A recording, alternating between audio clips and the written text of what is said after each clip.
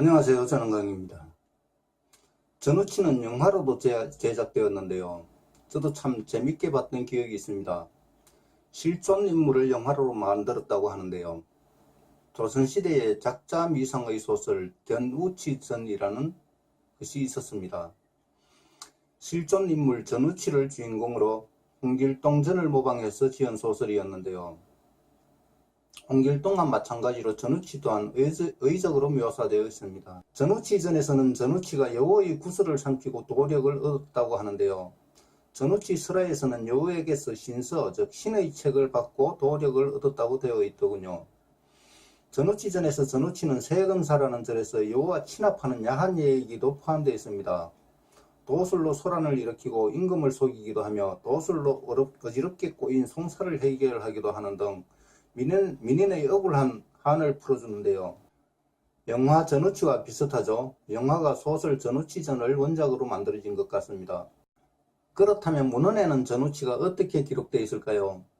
1926년 강효석이 편찬하여 한양서원에서 간행한 대동기문을 보니 전우치가 밥을 뿜으니 모두 나비로 변하다 라고 되어 있군요. 어우야담에도 같은 내용이 있고요.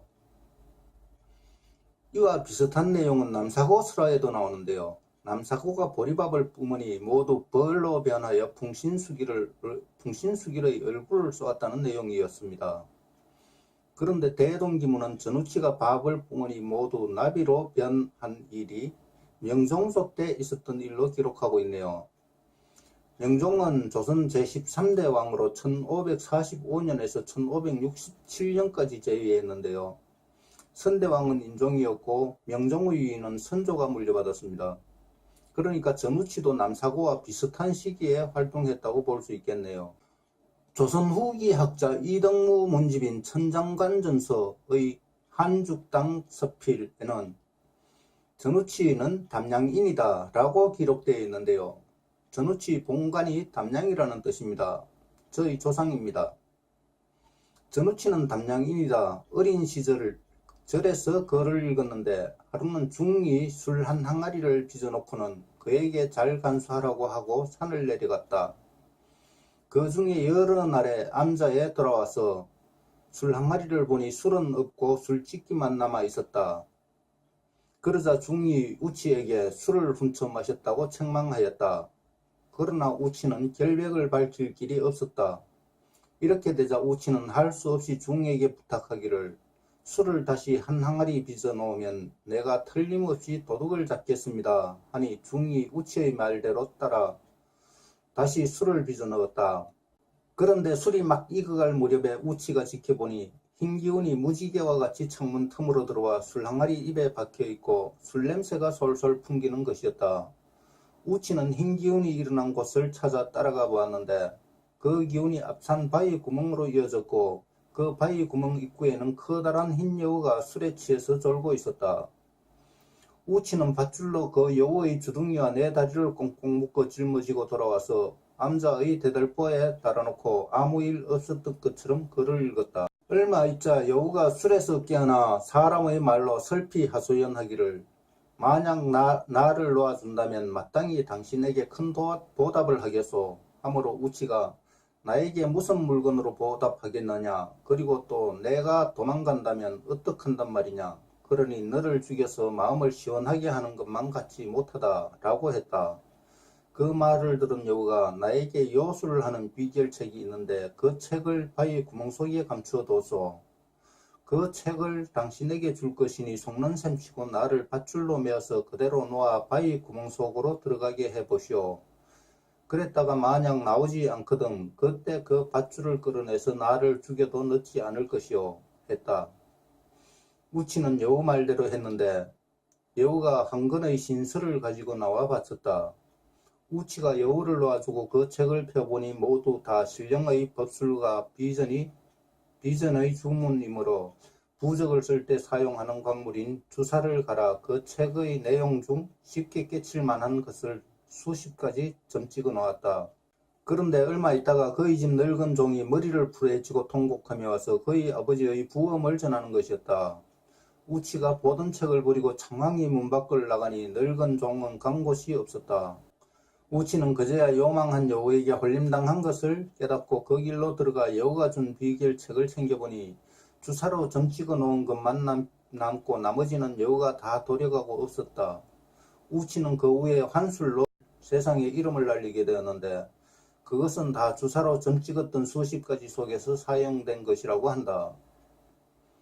청장관증서에 기록된 내용인데요. 전우치가 환술을 터득하게 된 경위를 설명하고 있습니다. 1666년 현종 7년에 홍만종이 역대 기인의 행적을 모아 엮은 해동이적이라는 책이 있는데요. 이 책에도 이와 같은 내용이 있습니다. 경인문화사에서 펴낸 홍만종저 황명석 정보 신해진 김석태 역조의 정보 해동이적에는 전우치는 젊었을 때 천년 묵은 여우의 무덤 속에서 책을 얻어 그것으로 환술을 익히고 한양의 재상집 부녀자들과 두루 엄분을 저질렀다라고 기록되어 있습니다. 조선시대 야사와 소화, 만록 등을 모아 엮은 대동야성 중 이기가 지은 송화 잡서를 보니 전우치는 해서는 황해도를 말하는데요. 해서 사람이다. 배우지 않고서도 글에 능하여 시어가 시원스러웠다. 사람들은 모두 그가 도술이 있어서 귀신을 부린다고 말하였다. 현감 이길은 전우치와 서로 아는 사이였다. 이길의 논밭이 부평에 있었는데 가정 연간에 역질이 크게 성하여 이길의 종과 이웃집 10명가량이 몹시 심하게 알아누웠다. 이길이 전우치에게 병을 물리쳐 주기를 청하니 전우치는 허락하면서 그 지역에 앉을만한 높은 언덕이 있어 하고 물었다. 숲에 앉을만한 정자가 있어 하니 전우치는 아무 날에 갈 테니 미리 정자에 좌석을 마련하고 기다리시오 하였다. 그날이 되어 전우치가 숲 밑에 앉아서 두어 마디 소리로 뭔가를 부르는 것 같은 소리를 내자 이웃의 앓던 사람들이 갑자기 모두 일어나 앉으며 일시에 나았다 하는 것이었다. 이로부터 병이 나서 다시 전염되는 걱정이었었다. 이렇게 기록되어 있습니다. 가정은 명나라 세종, 즉 명세종의 연호인데요.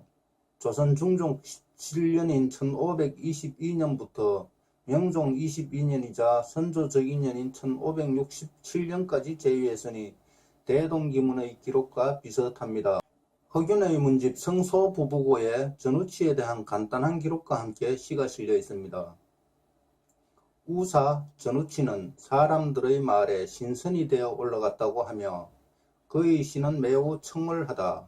일찍이 삼일포에서 지은 시에 늦가을 맑은 못에 설이 기운 해맑은데 공중의 퉁소 소리 바람 타고 내려오네. 푸른 나는 오지 않고 하늘 바다 넓으니 36 봉우리에 가을 따름 박도다 라 하였으니 이 시를 읽노라면 기분이 상쾌해진다. 이상 소설가 전은강이었습니다. 감사합니다.